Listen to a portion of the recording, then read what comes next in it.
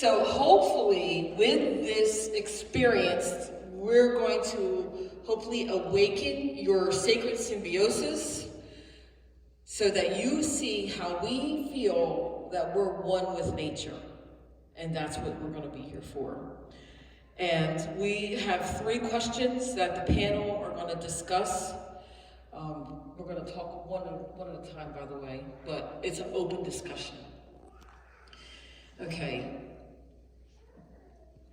The first question is, what are the effects of the European contact? And we want you to answer from the bottom of your heart. So who's going to start on what the effects are on the European contact? I have to take it from my own life. What the Europeans, how they interfered with what we're doing is we did things as family. If somebody needed something, they got it. If something would be on their back doorstep without anybody knowing who did it. But we took care of our own. And one of the things that happened when the law started to tell us what we needed to do, we lost most of our internal family and taking care of one another. To me, the effects of European contact would be the fact that we have boundaries and barriers. Sometimes when we walk, we end up in places that are driven spiritually, that we're supposed to be there, and yet, they could be off limits to us. So if we're walking along the river, or if we're walking deep in the woods, then we are unable to be in those places, and yet we're still there. And the effects of European contact with land purchases, to us, you can't purchase land. Land cannot be purchased. Land cannot be owned. And it belongs to everyone whose footsteps belong on that land. And, that's really deep-rooted in us, where we have no place to go. We have no place to live. Well, the effects of European colonization has kept areas of forest that away from any type of human contact, resulting in invasive species taking over and a lot of brush being accumulated, making it a high-risk fire area. So just because they put up no trespassing signs, we're not allowed to trespass on the area. And from my understanding is that Native Americans before colonization used to go from one area to another to clean it up. And as they cleaned it up, that area would be cleared and just in case there were any type of brush fires or wildfires. So, and just because of European colonization, we are unable to do that, and it's leaving the area dirty in a sense, whereas we were to go back to nature, we'd be able to clean it up and essentially make a nest everywhere we go. And that way, everything can, just be safe and accessible. And also that, if we clean up the forest, we can clean up the pests. That way we don't have so many ticks when we walk through the forest or anything like that will attach to us.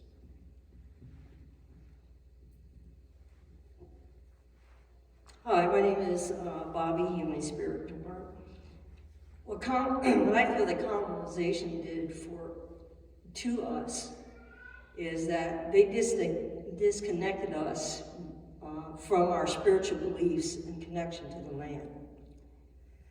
They forced us to believe in their religious practices, and they basically annihilated us, also bringing disease to us.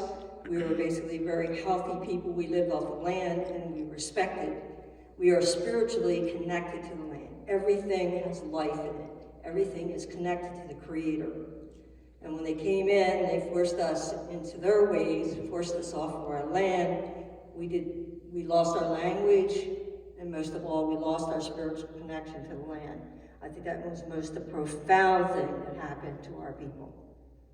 What is your view on the land ownership and the doctrine of discovery? My personal view on land ownership is that there is no such thing and that is why we are having such a hard time getting back to Mother Earth and who birthed us. And when we have land ownership, like we spoke about before, then you have a risk of losing land and ownership of that land and being forced into cities and places traditionally that sustained us, so that we no longer have that oneness with our nature and our mother. And as far as land ownership, each generation we find that, in the beginning, we owned thousands and thousands of acres, and with each generation, we lost thousands of acres. Every war, I found records where World War I, where the men were taken from the homes. And how do you sustain the family and paying the taxes when the breadwinner of the time that would do the hunting and the fishing and so forth would be gone? And World War II was another flux of land sales that were within our communities. We used to own roads and roads of homes that were our community and our families. And every time there was something major where the taxes couldn't be paid, our property was sold for taxation, through taxation. So now we're forced to live in places that have no access to be able to have a symbiotic relationship with, or one relationship with our land any longer. Thank you, Ty.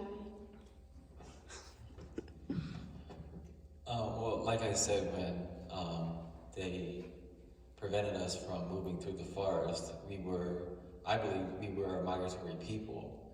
And with land ownership, there's no trespassing laws that the person can take you out if you trespass on their land. So with land ownership,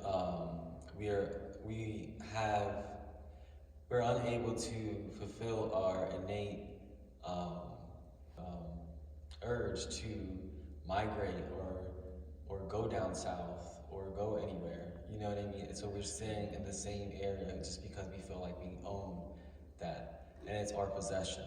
So anything in our possession, we're possessed by too. So it's just that if we are possessed by our land or our house, we're inclined to protect it or stay there and not venture out into different areas or different places.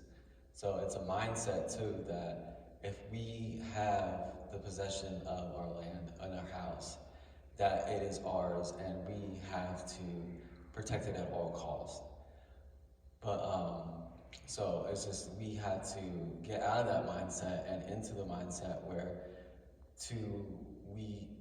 we can venture out into the world and venture out into the forest and venture out into different places if it's available now.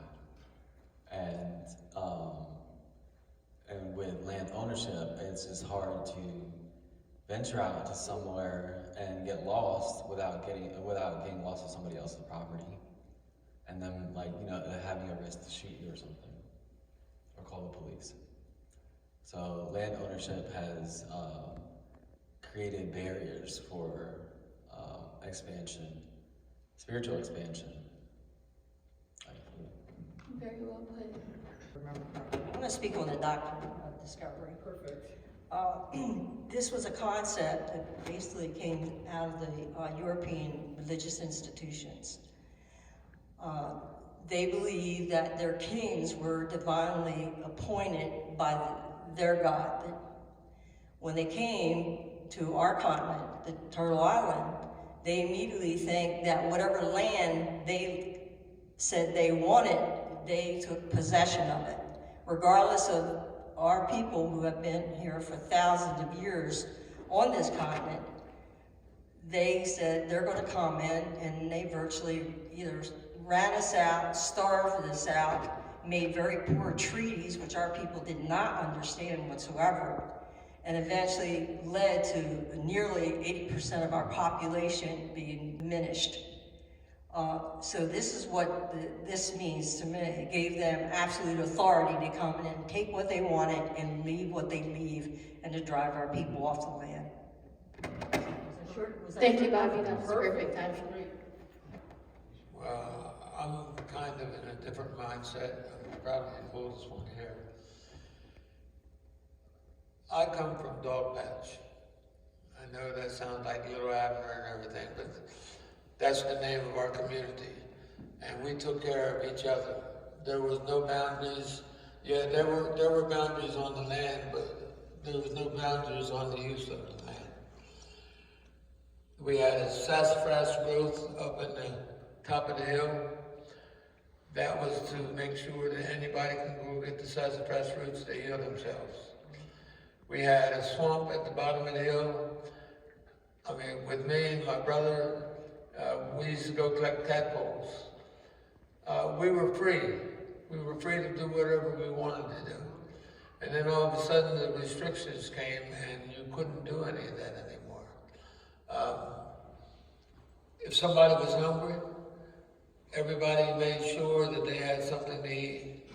If somebody was sick, they took care of them. That's the land, that's the ownership of land that I know, how to help one another.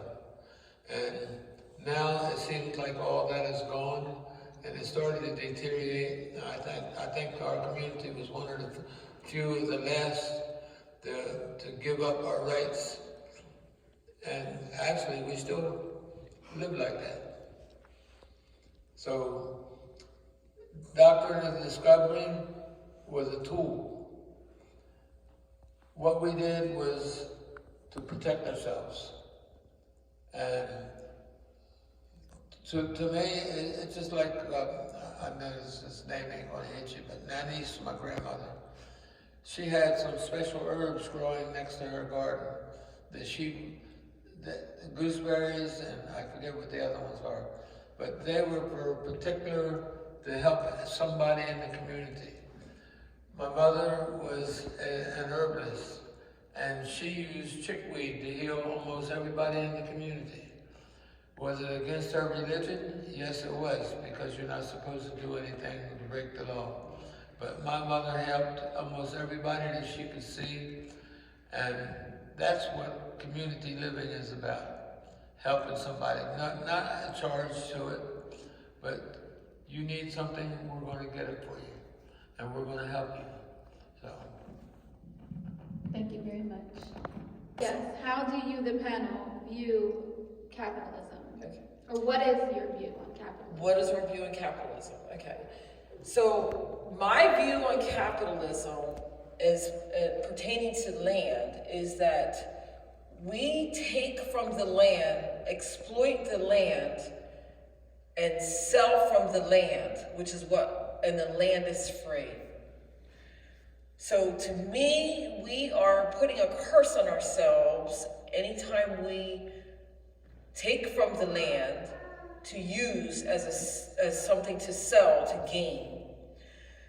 And what makes it even worse is if we come up with a product that there's an abundance and we figure out a way to inform people that there may be a shortage so that we can raise prices to even exploit it even more. And that's that's my view on what capitalism has done to us being set aside, or probably trying to think that we manage and we are not one with the land and nature. Thank you. So kind of to go off of what Ty was saying, the same difference, but God created everything for everyone. And it's unfortunate that people use natural things that we have been given for their own personal gain. And ultimately, you should do things for all those around you, and not to do it because you're saying, you know, I want to be seen by someone or do something good to show off things you do. You should do it because it's the right thing to do and to build everyone up. And in addition to yourself, of course, if you find something that can benefit your community, you should share that.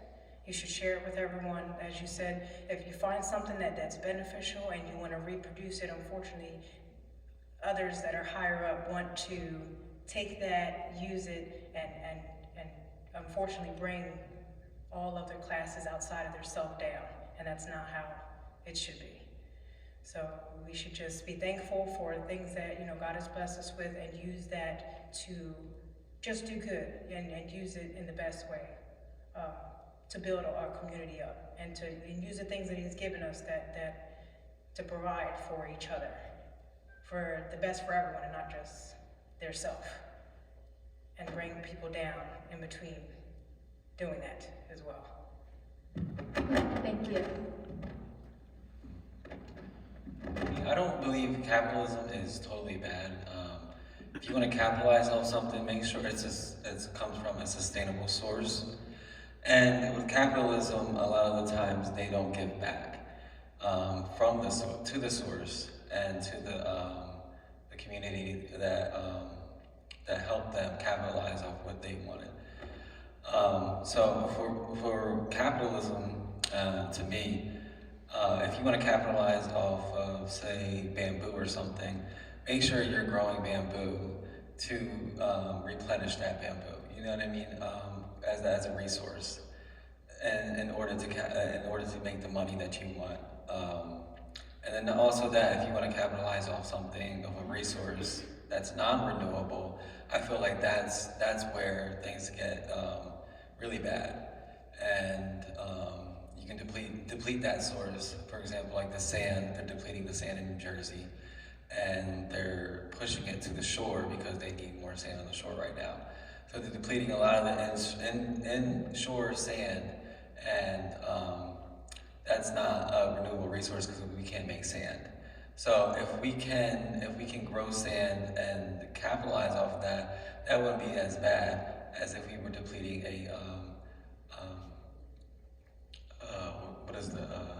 a finite resource. So if we had an infinite resource, then yes, okay, we can capitalize, and I agree with that. But to capitalize off of something that you can't give back or you can't renew that source, then it's not symbiotic.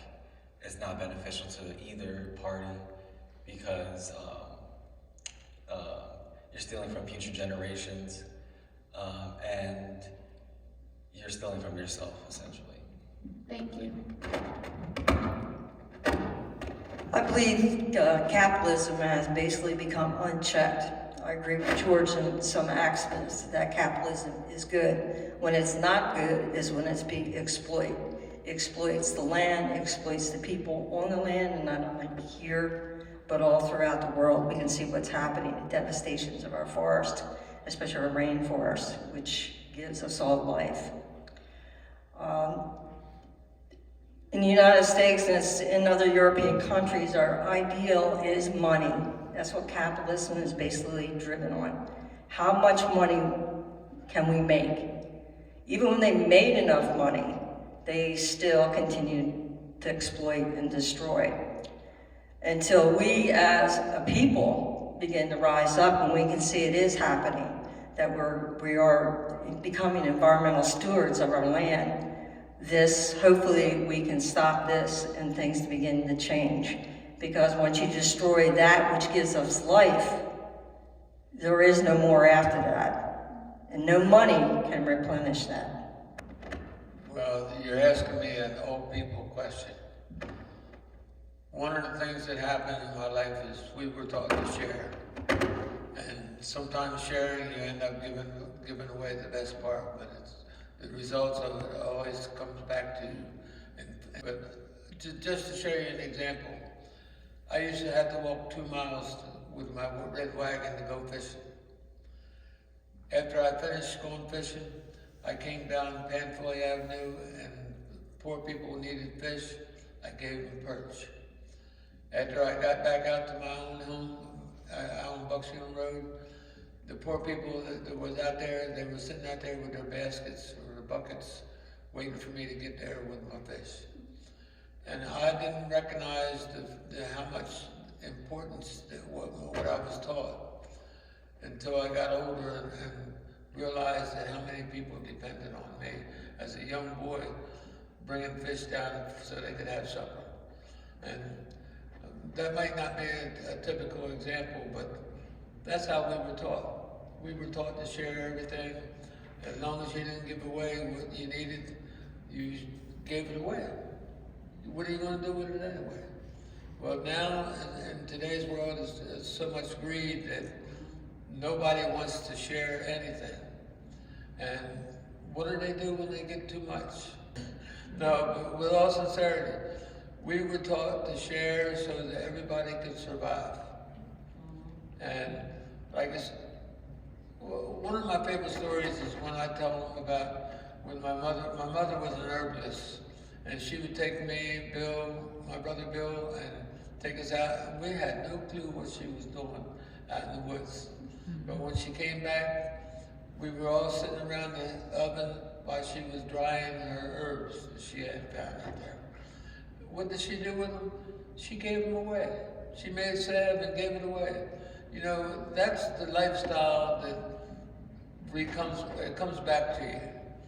The lifestyle where you charge everybody, you try to make a buck, that comes back to you in a different way. Next thing you know, you're going to find yourself in need and nobody there to help you. So that's what we've lost. We've lost that sharing, that where everybody has a need and nobody wants to take the credit for helping them, they just leave it there for them. And that's what I'd like to truly go back to. Very inspiring. Wow, that was great. And you know what really came out is the different generations and how the different generations view what's going on, like what Bobby said, as far as capitalism being unchecked. We did it, you know, and even in my generation, we made things, and if you had extra, you would share. And now the mindset is, if I have extra, I'm going to sell it, even if it's for $1. Or throw it away. Or throw it away. So, you know, and that's the difference of the generations. And this is what we have lost as a community, is that we are so focused on how can I capitalize on what I'm doing, how can I sell what I'm doing, instead of how can I give and make something better, or make this place a better place for someone else. So, But you're called a fool for giving things away. yeah, well, I don't, but the new generations, yes. No, I said, and God does, and God sees everything. So ultimately, it doesn't matter what others think if they're negative, but your good deeds do not go unrewarded, whether it be here or when ultimately you won't be here any longer. So in conclusion, I just wanted to point out that you see, first of all, a lot of generations, different generations and mindset here, but all is not lost. All is not lost on the new generation. It's just a little tougher for the new generation to have this mindset within the world that we're living. And hopefully this nature reserve is just the beginning of a change, an awakening, and a renewal, so that we can make this place better for the next 7 generations. Does anybody else have anything else to say? Yeah, I would say it's a little bit easier for the newer generation because we have the freedom to do so. I feel like you guys didn't, or the older generations didn't have the freedom to do so. And it's like